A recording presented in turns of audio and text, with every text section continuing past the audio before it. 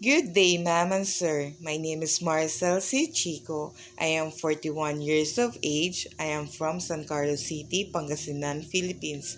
I am a single parent. I have one son and two daughters.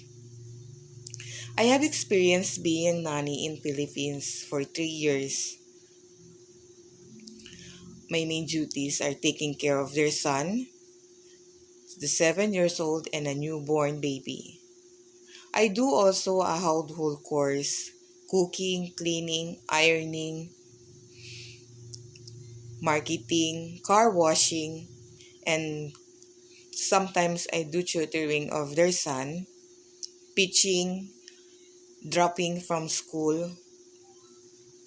I'm also have experience being domestic helper in Hong Kong for 2 years and 3 months.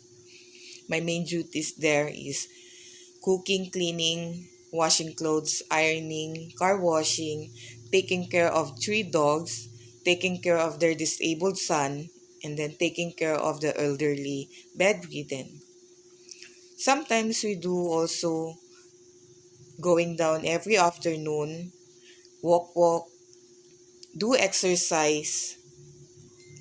If you choose me, ma'am and sir, I promise I'll do my best to do my responsibilities, my duties. And I will serve your family as long as you need me, and I will love your children as my own children. Thank you and good day, ma'am and sir. God bless.